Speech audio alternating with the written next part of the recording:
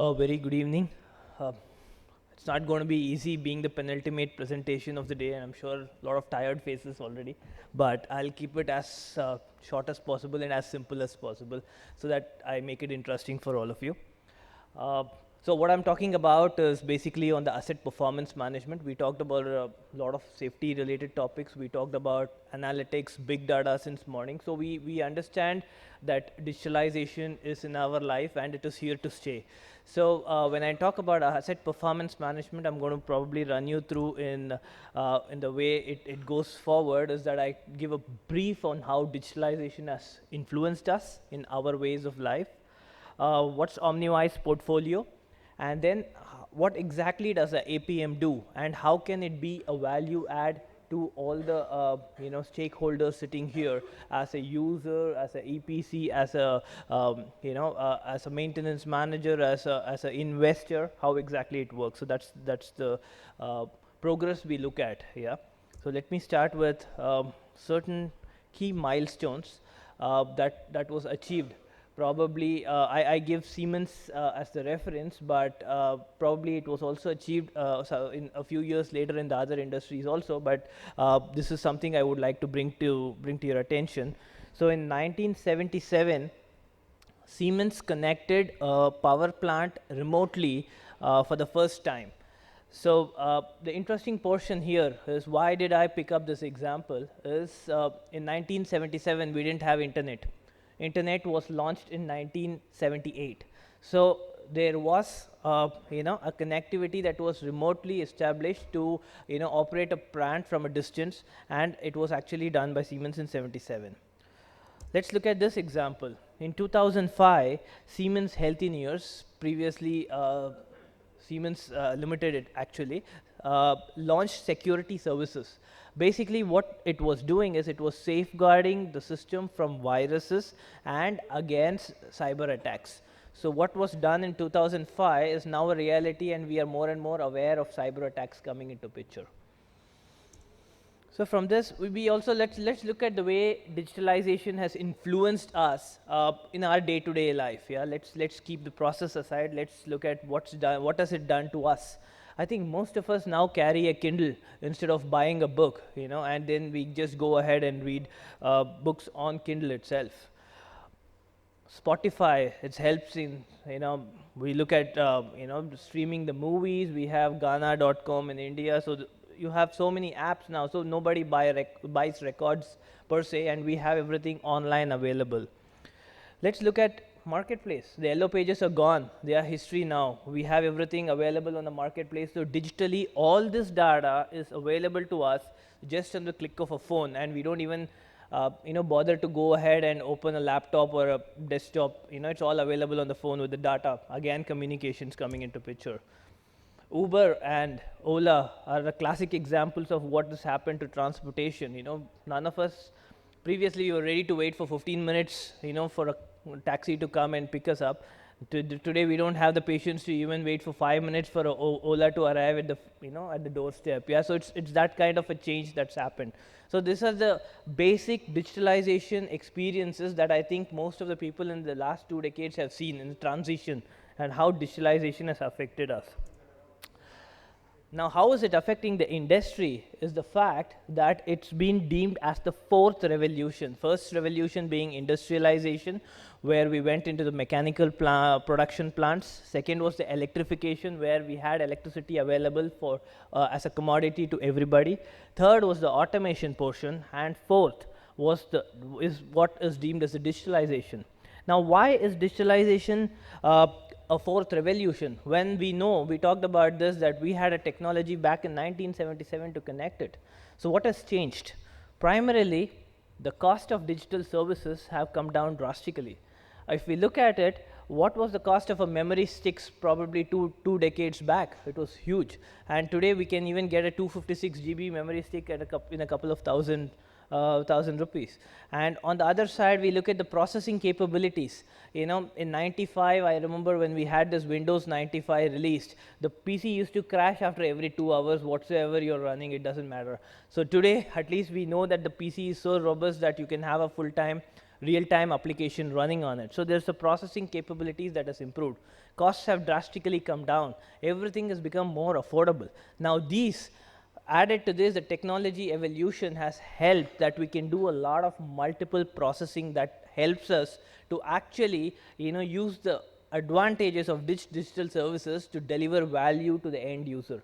This per se is the reason why this is called the fourth revolution. And what is this doing to industry is the most important part here. From an oil and gas industry, let's look at the customer value drivers. What is it that digital transformation can do to the end customer? It's told, this is on the open source, you can look at the World Economic Forum. They say that 1.6 trillion value of digital value can be added to this industry of oil and gas alone. And apart from this, you can have an additional value of 2.5 trillion if operational constraints are relaxed. This is something that's being discussed already. This said, then digitalization has a potential to create $1 trillion value for oil and gas firms per se. And we have other benefits to the tune of $640 billion. What is the summary we have per se is that purely by digitalization, we can have so much value being brought to the value chain, from the user to the buyer to the manager or maintenance manager. All the entire stakeholding is actually, this industry would be benefited to the tune of $1.6 trillion. Now, why is this more important? We have to look at a little more aspect that we know today. Oil and gas investments doesn't come on regular basis. Whenever we have that kind of a capital investment, the decisions are getting delayed, postponed, and it's not happening on a very regular basis. On the other side, assets are getting old. We have assets which are almost 3 decades old already. So the performance of assets are also, needs to be monitored regularly. So we have a situation where we have limited assets which are aging, and we don't have new investments coming in. So we need to actually increase the production from the existing assets. That brings us to the realization that that could be done if we can digitalize the power plant. That's where the asset monitoring asset performance comes into picture. So we use the existing asset to monitor it in a better way and to deliver results to actually have a higher yield from existing assets. Siemens per se talks about a lot about digital services, end-to-end digital services. So what I'm going to be talking about is basically APM, which is Asset Performance Management, which is a part of OmniWise Digital Services, OmniWise Fleet Management. So prima facie, if we look at it from a customer's point of view, we have 4 verticals they look to actually add value. One is performance, second is availability, third is operational cost, and fourth is risk and compliance. So we look at 4 value pillars for the customers and see what value gets delivered. So OmniWise Digital Service Portfolio per se is here to add value digitally to the customer's portfolio in the field of power and gas. And Asset Performance Management is a part of OmniWise Fleet Management. Now, what exactly is the digital transformation of services happening? We know from existing control systems, wherever we have, whether it's onshore, offshore, oil and gas industry, power industry, that there is maintenance, the service is more, it started with being more reactive. Then we had a little more progress where we talked about preventive. So based on number of hours of operation, we used to take the unit outage, and then we used to do the preventive maintenance of those assets and equipments. Then we moved a little further there. We have something called a condition monitoring, wherein the assets are monitored for their performance regularly, and based on the variation in the performance, we take a call on the asset per se, that servicing or maintenance call when it need to be done. So it's more condition based on the process. Today, what we are talking about is how do we do a predictive analysis to take a call on the O&M of an asset or maintenance of an asset, which is what we call as the predictive maintenance. And when, based on the performance, can we actually prescribe outage needs to be taken, or when the maintenance needs to go. So we talk about predictive maintenance and prescriptive maintenance as the next step towards adding value. While I talked about so many value numbers, there is a theme that very clearly mentions in the World Economic Forum report, which says that asset performance management is one of the themes. Integrated asset management is very important theme, and it can actually add value to the tune of $300 billion for the industry. So why exactly does it come? How does the APM work?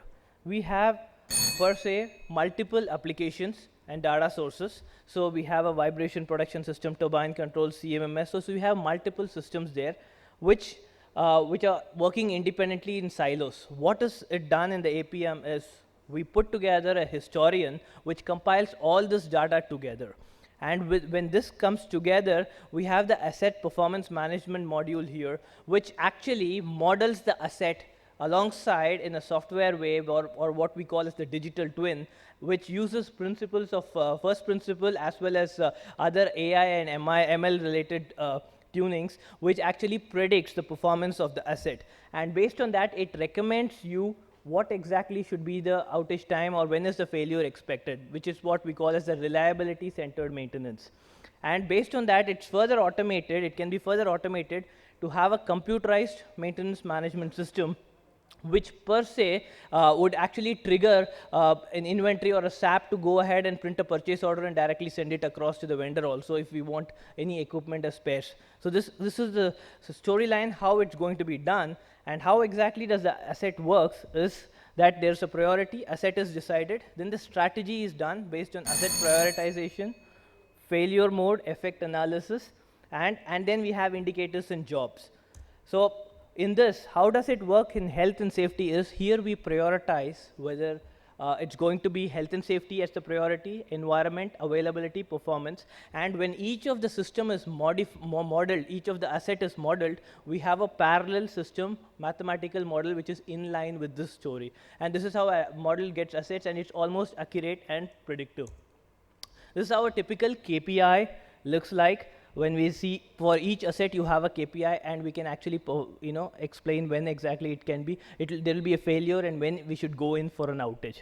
So this is in short how it looks like in case of asset performance management. To summarize, APM is a tool which is going to review your complete assets, and it can give you recommendation to make an informed decision when the outage needs to be done. And alongside CMMS, it can be completely automating the entire process so that you have a very clear perspective as to what you're short on in terms of inventory and how it needs to take. And this gives you a clear-cut predictive maintenance model.